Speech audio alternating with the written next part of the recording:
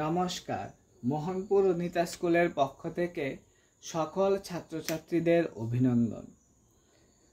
আজকে আমি তোমাদের যে অধ্যায়টা বোঝাবো তা হলো ধর্মনিরপেক্ষতা সম্পর্কে ধারণা। ধর্মনিরপেক্ষতা সম্পর্কে ধারণা। এই ক্লাসটা অষ্টম শ্রেণীর। তো অষ্টম শ্রেণীর সমাজবিজ্ঞানের ধর্মনিরপেক্ষ সম্পর্কে ধারণা, এই অধ্যায়টার পার্ট 1 আজকে আমি তোমাদের বুঝাবো। ধর্মনিরপেক্ষতা সম্পর্কে আমি আগেও অনেক ক্লাস তোমাদের করিয়েছি। তো এটা অষ্টম শ্রেণীর জন্য। তো অষ্টম শ্রেণীর ছাত্রছাত্রীদের বিশেষ করে বলবো, তোমরা অবশ্যই মনোযোগ সহকারে আমার ক্লাসটা শুনবে এবং চেষ্টা করবে প্রতিটা বিষয় ভালো করে বোঝার জন্য। কেননা তোমরা যদি প্রত্যেকটা বিষয় ভালো করে বুঝতে পারো, তাহলে তোমরা এই চ্যাপ্টারের যে প্রশ্নগুলি আছে সেই প্রশ্নগুলি অতি সহজেই বানিয়ে লিখতে পারবে। আর তোমাদের সবচেয়ে বড় কথা হলো, যদি তোমরা বানিয়ে লেখার একটা ক্ষমতা অর্জন করতে পারো, তাহলে উপরের ক্লাসে উঠে তোমাদেরকে আর এত বেশি করে পড়তে হবে না। যে কোনো বিষয়ের মূল বিষয়টা যদি তোমরা জানতে পারো বা বুঝতে পারো, তাহলেই তোমরা একটা কিছু লিখে নিতে পারবে পরীক্ষার খাতায়। তো আজকে আমি যে অধ্যায়টা বুঝাচ্ছি সেটা হলো ধর্মনিরপেক্ষ সম্পর্কে ধারণা। এবার প্রথমে আসে ধর্মনিরপেক্ষতা বলতে কি বোঝায়। তাহলে আমি তোমাদের বুঝিয়ে দিচ্ছি যে ধর্মনিরপেক্ষতা বলতে কি বোঝায়। না, ধর্মনিরপেক্ষতা হলো ধর্মবাদের এক বিপরীত মতাদর্শ। এটির জন্মস্থান ইউরোপ থেকে। ঠিক আছে, ধর্মনিরপেক্ষতার জন্মস্থান কোথায়? ইউরোপ থেকে। ঠিক আছে, ধর্মনিরপেক্ষ জন্মস্থান হলো ইউরোপ। অর্থাৎ মানুষের অন্তরের বিষয় হলো ধর্ম। সমাজে বিভিন্ন ব্যক্তি ও গোষ্ঠী তাদের সক্রিয় বিবেক ও বিশ্বাস অনুযায়ী ভিন্ন ভিন্ন ধর্ম আচরণ করে। আধুনিক গণতান্ত্রিক সমাজ ব্যবস্থার অন্যতম বৈশিষ্ট্য হল ধর্মীয় বিষয়ে রাষ্ট্রের নিরপেক্ষতা। এটি একটি অপরিহার্য গতিশীল নীতি হিসাবে বিবেচিত। তাহলে ধর্মনিরপেক্ষতা সম্পর্কে তোমরা বুঝলে। ঠিক আছে, শুধু ধর্মনিরপেক্ষতা নিয়েই আজকে আলোচনা করব। তো ধর্মনিরপেক্ষতার একটা সাধারণ অংশ তোমাদের বুঝালাম, যে প্রথম জায়গাটা। এবার দ্বিতীয় যে জায়গাটা হলো সেটা হলো ধর্মনিরপেক্ষতার মূল কথা কি। আমরা তো বুঝলাম যে ধর্ম বলতে মানুষের নিজের মন থেকে একটা কিছুকে বিশ্বাস করা, এবং এটার উৎপত্তি কোথা থেকে? ইউরোপ থেকে। ঠিক আছে, এবার ধর্মনিরপেক্ষতার মূল কথা কি, আসল কথাটা কি?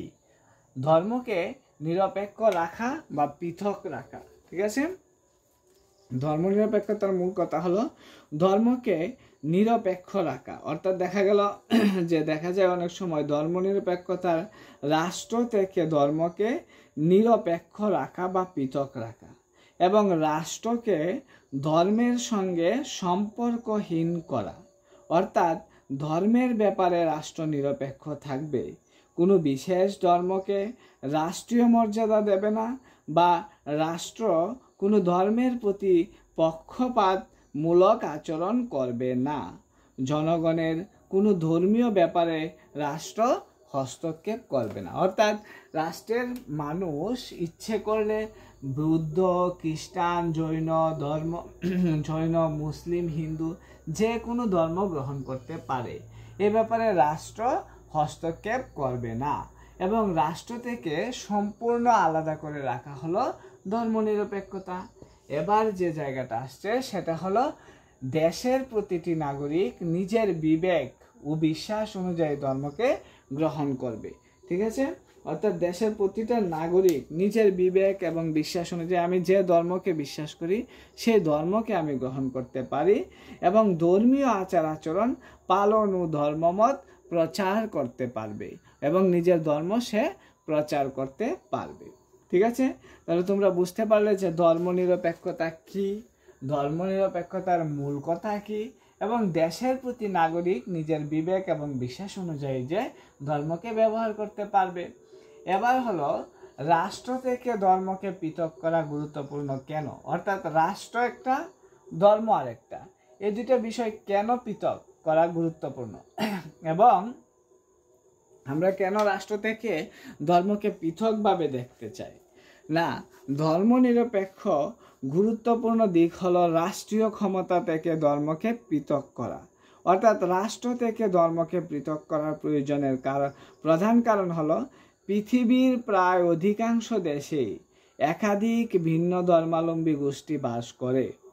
যদিও কোনো একটি ধর্মীয় গোষ্ঠী সংখ্যাগরিষ্ঠতার জুড়ে রাষ্ট্র ক্ষমতার অধিষ্ঠিত হয়, তাহলে ওই গোষ্ঠী ভিন্ন ধর্মাবলম্বীদের বিরুদ্ধে বৈষম্যমূলক আচরণ এবং তাদের নানাভাবে নির্যাতন করতে পারে। তাই গণতান্ত্রিক সমাজগুলিতে রাষ্ট্র এবং ধর্মের মধ্যে পৃথকীকরণ হওয়া গুরুত্বপূর্ণ। অর্থাৎ তাহলে দেখা যায় যে আমরা যদি দেখি যে ধর্মকে পৃথক করে কেন গুরুত্বপূর্ণ, কারণ যদি আমরা দেখি যে ধর্মের উপর ভিত্তি করে কোনো রাষ্ট্র এগিয়ে গিয়েছে, তাহলে দেখা যাবে যে যে ধর্ম বেশি প্রাধান্য লাভ করবে সেই ধর্মই কি রাষ্ট্রীয় ক্ষমতা দখল করে নেবে এবং বাকি যে ধর্মগুলি আছে সেই ধর্মের মানুষকে নির্যাতিত এবং অত্যাচার করতে থাকবে। তারপর দেখো, যদি কোনো একটি ধর্মগোষ্ঠী সংখ্যাগরিষ্ঠতার জুড়ে রাষ্ট্রীয় ক্ষমতায় এসেও যায়, ঠিক আছে, তাহলে দেখা যাবে যে বা অধিষ্ঠিত হয়, তাহলে ওই গোষ্ঠী বিভিন্ন ধর্মাবলম্বীদের বিরুদ্ধে বৈষম্যমূলক আচরণ এবং তাদেরকে কি করবে, নির্যাতন করবে। তাহলে ভারতের ধর্মনিরপেক্ষতার ধারণা, অর্থাৎ আমাদের দেশে যে ভারতবর্ষ অন্যান্য দেশ সম্পর্কে আমি তোমাদের বললাম, এবার ভারতের ধর্মনিরপেক্ষতা বলতে কি বোঝায় বা ভারতের ধর্মনিরপেক্ষতার কখন সৃষ্টি হয়েছিল।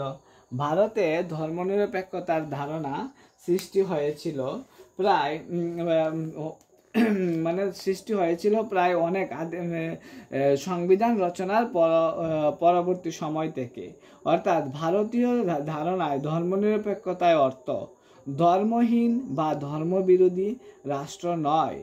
ভারতের ধর্মনিরপেক্ষতা বলতে ভারতের ধর্মের ব্যাপারে নিরপেক্ষ, অর্থাৎ ভারত কোনো বিশেষ ধর্মকে রাষ্ট্রীয় মর্যাদা দেয়নি, ভারত কোনো ধর্মের প্রতি পক্ষপাতিত্বমূলক আচরণ করে না এবং কোনো ধর্মীয় ব্যাপারে ভারত সাধারণভাবে হস্তক্ষেপ করে না। অর্থাৎ ভারতের সংবিধানে লেখা আছে, অর্থাৎ ভারত কোনো ধর্মকে বিশেষ প্রাধান্য দেবে না এবং ভারত ধর্মনিরপেক্ষ, অর্থাৎ রাষ্ট্র ধর্মের ব্যাপারে নিরপেক্ষ থাকবে। অর্থাৎ যে যার ইচ্ছে মতো ধর্ম গ্রহণ করতে পারবে, তাকে কোনোভাবেই কি করা হবে না, কোনোভাবেই জোর জবরদস্তি বা এক ধর্ম থেকে অন্য ধর্মে রূপান্তরিত করা হবে না। ঠিক আছে, এই হলো ভারতের ধর্মনিরপেক্ষতার ধর্ম। এবার তোমাদের যে আসছে বিষয়টা, সেটা হলো ভারতের সংবিধান অনুযায়ী দেখা গেল যে ভারতের সংবিধান অনুযায়ী প্রতিটি নাগরিকের নিজের বিবেক ও বিশ্বাস অনুযায়ী ধর্মমত গ্রহণ, ধর্মীয় আচার আচরণ পালন ও ধর্মমত প্রচারের অধিকার আছে। ঠিক আছে, নিজের মতামত গ্রহণ করতে পারবে, নিজের ধর্মীয় আচার আচরণ করতে পারবে, অর্থাৎ নিজের বিবেক ও বিশ্বাস অনুযায়ী ধর্মমত গ্রহণ করতে পারবে। নাগরিকের নিজের ধর্মীয় আচার আচরণের ব্যাপারে বা অন্য ধর্মের প্রতি কোনো অহিংসতা আচরণ করতে পারবে না। এবার দেখা যায় যে ভারতের সংবিধান অনুসারে একটি ধর্মীয় গোষ্ঠী অপর ধর্মীয় গোষ্ঠীর উপর, অর্থাৎ ভারতের সংবিধানে কিন্তু সেই ধর্মীয় ব্যাপারে লেখা আছে বা সেই ধর্ম সম্পর্কে ভারতীয় সংবিধানে বিভিন্ন বিষয় লেখা আছে। অর্থাৎ দেখা যায় যে সংবিধান অনুসারে একটি ধর্মীয় গোষ্ঠী অপর ধর্মীয় গোষ্ঠীর উপর কর্তৃত্ব করবে না। একই ধর্মীয় সম্প্রদায়ের কয়েকজন সদস্য অন্য সদস্যদের উপর কর্তৃত্ব করবে না। রাষ্ট্র কোনো বিশেষ ধর্মকে জোর করে চাপিয়ে দেয় না অথবা ব্যক্তির ধর্মীয় স্বাধীনতা হরণ করবে না। অর্থাৎ কোনো ব্যক্তি যে ধর্ম গ্রহণ করছে তাকে সেই ধর্ম গ্রহণ করতে উৎসাহিত করবে। অর্থাৎ রাষ্ট্র এ ব্যাপারে অন্য ধর্ম গ্রহণ করার জন্য তাকে কোনো কি করবে না, কোনোভাবেই তাকে বাধ্য করবে না। এই হলো ধর্মনিরপেক্ষতা। তো ধর্মনিরপেক্ষতা সম্পর্কে আমি তোমাদেরকে সম্পূর্ণভাবে বুঝিয়ে দিলাম, এবং তোমাদের সেই অধ্যায়টাও ধর্মনিরপেক্ষতা সম্পর্কেই রয়েছে। তো তোমাদের ধর্মনিরপেক্ষতা সম্পর্কে এমন আরও অনেক কিছু জায়গা রয়েছে যেগুলি তোমাদেরকে ভালোভাবে বুঝতে হবে। তো এতটুকুর মধ্যে যদি তোমরা ধর্ম সম্পর্কে দেখা যায় যে ভালো করে বুঝেছ, তাহলেই তোমরা একটা কিছু বানিয়ে লিখতে পারবে। তাছাড়া যেমন ধরো, একই ধর্মের মধ্যে বিভিন্ন মতামত লক্ষ্য করা যায়। যেমন আমরা হিন্দু ধর্মের বিষয়ে এখন আলোচনা করছি, আবার হিন্দু ধর্ম ঈশ্বর বিষয়টি এমন একটি বিষয় যার সময়কাল ও শাখাভেদে বহু অর্থ প্রচলিত আছে। হিন্দু ধর্মের গ্রন্থগুলি অনুসারে ঈশ্বরের নানা রূপ হতে পারে। প্রাচীন শাস্ত্র অনুযায়ী বিষয়ভেদে ঈশ্বর শব্দের অর্থ পরমাত্মা, শাসক, প্রভু, রাজা, রানী বা স্বামী। অর্থাৎ দেখা যায় যে একই ধর্মের মধ্যে কি ভিন্ন ভিন্ন মতামত লক্ষ্য করা যায়। অর্থাৎ আমরা দেখেছি যে একই ধর্মের মধ্যে কি বিভিন্ন বিভিন্ন মতবাদ লক্ষ্য করা যায়। হ্যাঁ, একই ধর্মের মধ্যে আবার ভিন্ন ভিন্ন মতবাদ লক্ষ্য করা যায়। যেমন ধরো, আমরা বিভিন্ন মানুষ বিভিন্ন ধর্মে, একই ধর্মে হিন্দু ধর্মের মধ্যে আমাদের অনেকগুলি পার্ট রয়েছে। কেউ কেউ ভগবানকে বিশ্বাস করে, কেউ কেউ তার প্রভুকে বিশ্বাস করে, কেউ কেউ কোনো ধর্মকে বিশ্বাস করে। ঠিক আছে। তারপর যেমন ধরো, মধ্যযুগে হিন্দু শাস্ত্রগুলির মত অনুযায়ী ঈশ্বর শব্দের অর্থ ভগবান, পরমেশ্বর, ইষ্ট দেবতা বা বিশেষ আত্মা। এগুলি পরবর্তীকালে ব্যক্তি ঈশ্বর রূপে গ্রহণ করে। ঠিক আছে। তারপর হলো কি, হিন্দু শাস্ত্রগুলি মত অনুসারে তা বলেছে। তারপর যেমন ধরো, শৈব ধর্মে যেমন ঈশ্বর হলেন মহাদেব, যিনি ভক্তদের কাছে মহেশ্বর বা পরমেশ্বর নামে পূজনীয়। আবার মানে ঈশ্বর বলতে মহাদেবকে আমরা বুঝিয়েছি, অর্থাৎ আমরা দেখবে শিবের ভক্ত অনেকে। ঠিক আছে। আবার বৈষ্ণব ধর্মে ঈশ্বর বলতে বিষ্ণুকে বোঝানো হয়। ঠিক আছে। তাহলে আমরা দেখলাম শিব ধর্মের মধ্যে ঈশ্বর বলতে শিবকে বোঝানো হয়, আবার বৈষ্ণব ধর্মে ঈশ্বর বলতে বৈষ্ণবকে বোঝানো হয়। ঠিক আছে। বৈষ্ণব বলতে বিষ্ণুকে বোঝানো হয়। ঠিক আছে।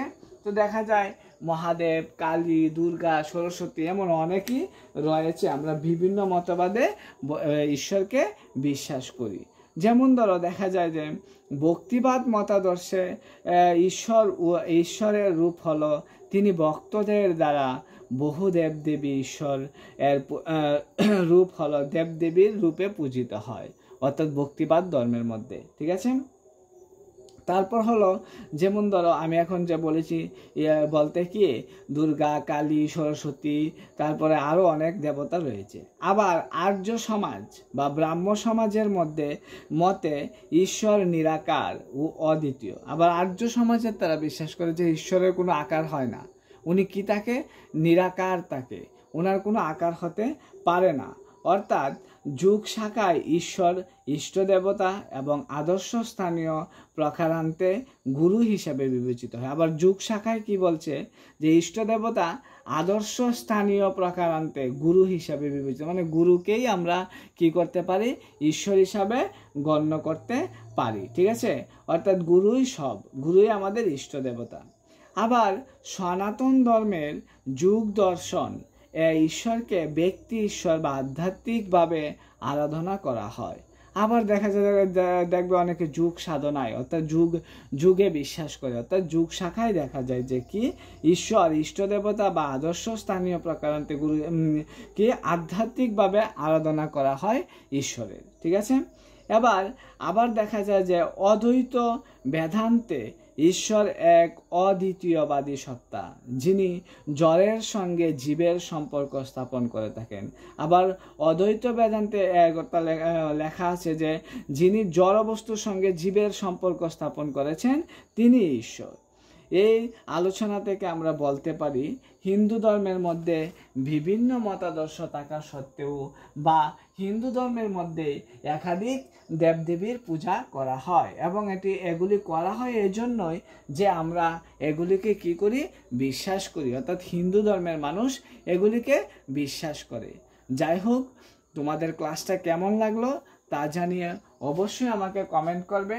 আর কমেন্ট করা বড় কথা নয়, বড় কথা হলো এই বিষয়টা পড়ে যদি তোমরা বা এই বিষয়টা শুনে যদি তোমাদের মাঝে আমি সামান্য পড়াশোনাও জাগ্রত করতে পারি তাহলেই নিজেকে ধন্য মনে করব।